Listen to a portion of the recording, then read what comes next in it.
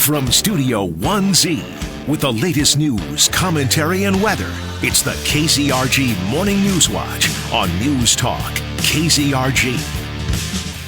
It's FM 102.9, 105.9, AM 1310, and on your smart speaker, it's Newstalk KZRG, Ted Bojorquez. And Steve Scott. And joining us this morning live is Missouri Gubernatorial candidate Bill Eigel. Senator Eigel, how you doing this morning?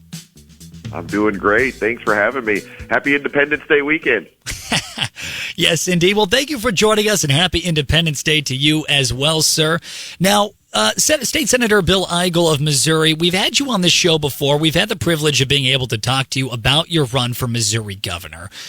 So I'm very thankful that you joined us once again this morning. And really, right out of the gate, I just want to ask, now that we're getting closer and closer to voting day, closer and closer to seeing who our Republican candidate for governor is, if elected to be Missouri's next governor, day one, what are you going to be working to get done? What are you going to be working on? Yeah, you bet. So the first thing we're going to do on the very first day of an Eigel administration is I'm going to declare an invasion under Article 4 of the Constitution, and we're going to start detaining and deporting every single one of the now more than 70,000 illegal immigrants that have come into the state. I think everybody is very aware that Joe Biden has opened up the border. He has allowed millions of individuals to come into this country illegally, and the cost of having these 70,000 or more, and actually we don't know what the actual number is because nobody at the federal government is doing anything about this, so it could be many more, but the cost of sustaining these illegal immigrants in the state of Missouri is actually more than what we pay in some of the heaviest tax burden revenues anywhere else in the country. So another plank that I'm going to be working on is getting rid of personal property tax. But I tell you, the cost of the illegals in our state is more than what we collectively pay in personal property tax. So at the same time that we're detaining and deporting illegals, we're going to be going after the tax codes so that Missouri can start growing alongside the other big red states that have already figured out that less taxes leads to more growth. So personal property taxes, income taxes, all of these are on the chopping block. And to get to that point, we're going to have a governor that's going to take a chainsaw to the state budget. The state budget, which has more than doubled over the past 6 years, is full of more waste and abuse and really fraud as being acted, delivered upon the people of this state than we've ever seen before. So we've got to have a fiscal conservative. I'm going to be that guy. We've got a lot of work to do.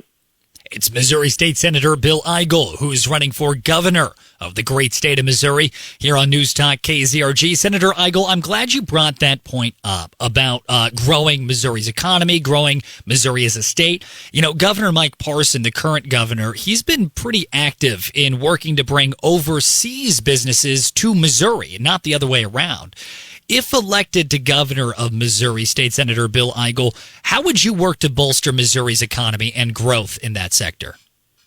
By lowering the tax burden. In fact, I would make the argument that Mike Parson hasn't done nearly enough to lower the tax burden in the state, because while he's been doubling the size of government in Jefferson City, he's actually made the requirement and the strain on the taxpayers of this state even greater. If we want to attract other businesses, other economic activity, whether it's coming from other states or it's coming over the country or coming from outside the country, let's make Missouri a more attractive place for these folks to come to in the first place.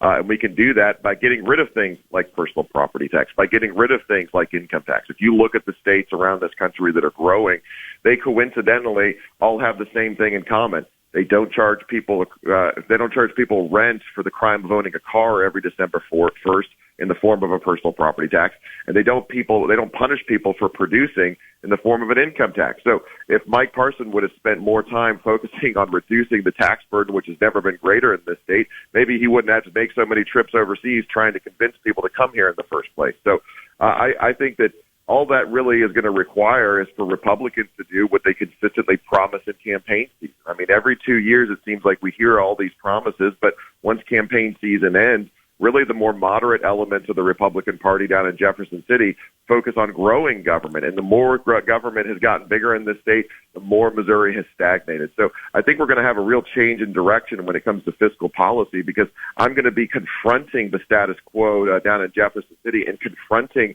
this budget of Missouri that has gotten so big that we now spend twice per person in this state what other big red states like Florida or Tennessee spend per person. So we've got a lot of work to do down there, and I'm just very frustrated that we've really gone back on a lot of our fiscally conservative commitments that we talk about in campaign season to this point.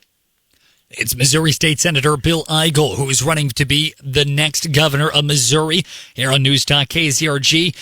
And Senator Eigel, in relation to the idea of slashing certain taxes, for instance, the personal property tax, with that, naturally would have to be some slashing of the government itself. And as you had noted, you feel that Governor Mike Parson has grown the government under a Bill Eigel administration for Missouri. What are the first government programs that you're slashing? Well, first, I would say that I don't know that there's a single government department in Jefferson City that doesn't need some significant cuts. We have a state workforce down there in Jefferson City that's about 55,000 people strong. That's more than twice what we're seeing other states of our size. For example, Indiana has roughly the same number of folks living in that state, but they have less than half the size of a state workforce than we have. In fact, making things even worse is a lot of those positions in the 55,000 person state workforce are empty, but we're paying for them anyway. So, it doesn't take very much effort to just go down and get rid of the positions that we're not even using down there. So that'd be a great place to start. That would save us hundreds of millions, more than $1 billion a year. We've got our Medicaid program down in Jefferson City that was found to have more than $1 billion of waste in a third-party audit back in 2017, and we didn't do anything about it. So that's something that we're going to go after. And it's not going to change. It's not going to lead to a change in services. It's just going to lead to a bit more efficient government. We've got other things that need to be addressed down there. What about the Department of Elementary and Secondary Education? This is probably one of Jefferson City's worst bureaucracies that we've ever seen. It has more than 1,800 individuals working in that bureaucracy, and I don't know that there's a single legislature anywhere in Jefferson City that actually knows what every one of those 1,800 people are doing every day. So I'm going to be the governor that's going to go down there and dismantle DESE and start breaking up these bureaucracies down in Jefferson City. So, I don't look at it through the lens of, well, for every dollar we're cut, we're going to have to remove some service somewhere that folks are doing or folks are receiving now from the state. The reality is we can do a whole bunch of cutting and not actually lose the services because we're just wasting all these additional dollars that Mike Parson has been putting into the budget for the past 6 years. Like I said, he has doubled the size of the government in the past 6 years. He has grown government more in 6 years than every Democratic governor combined going back to the founding of the state. That isn't even close to what we promised in campaign season. I'm the only one that's talking about fixing this. And under an Eigel administration, we're going to be who we promised to be in campaign season. It's Missouri Republican gubernatorial candidate Bill Eigel here on Newstalk KZRG. Switching gears here on you, State Senator Eigel. The topic of abortion is one that will not go away, and since the overturning of Roe is a subject that is kind of plaguing elections across the country right now. When it comes to abortion, what is your stance? And if elected governor of Missouri, what will you do to provide material support for that stance?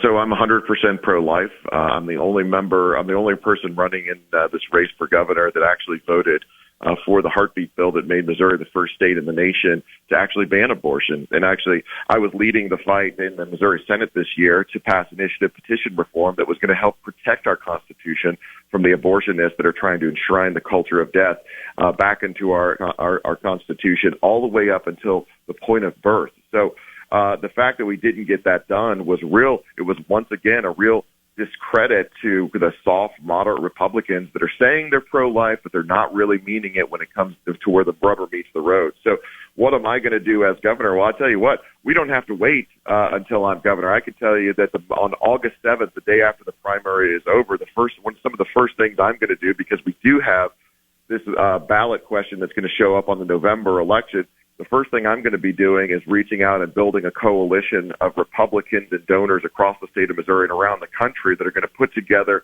the infrastructure and the resources to fight back against this abortion initiative petition question. And I intend to defeat that in the general election in November. So this is something, once again, the idea that we have to wait until I'm governor. No, we're lacking leadership, and we're going to start getting that leadership on August 7th. I happen to continue to believe that Missouri is a pro-life state. For more than 2 decades, the folks of this state have been sending pro-life supermajorities of Republicans to protect the sanctity of life, to protect the women in our state that are being harmed by the institution of abortion. I think that if we get that message out and we have someone at the top spots, even as a nominee in the Republican Party that's willing to lead this party to fighting for the pro-life cause, we're going to get a much better result than even we've seen in other red states. It's Missouri State Senator and gubernatorial candidate Bill Eigel here on Newstalk KZRG. State Senator Eigel, we're pushing up against the clock here, but for those that want to learn more about you, your campaign, your stances, where can they go? Go to BillEigel.com. We've talked about a lot of issues tonight, illegal immigration. We've talked about cutting the tax burden. You can learn more about my efforts to stop foreign countries from buying up our farmland. I'm the only candidate that's talking about preventing not just China, but any foreign country from buying up our farmland and getting back all the land that we actually have lost already to foreign entities. So check out BillEigel.com. You can not only check out my platform, but you can see there's places where you can sign up to be a part of the campaign. If you're willing to put a sign in your yard and help us get the message out, we're surging in the polls. Nobody in Jefferson City believes that we can get this done, but everybody outside of that bubble of Jefferson City is already resonating with our message. I think we're going to surprise a lot of people in the state capitol on August 6th. Missouri gubernatorial candidate Bill Eigel, thank you very much for joining us this morning. You bet. Happy to do so. Talk real soon. Absolutely, State Senator. Appreciate your time. That was Missouri State Senator Bill Eigel running for Missouri Governor on Newstalk KZRG.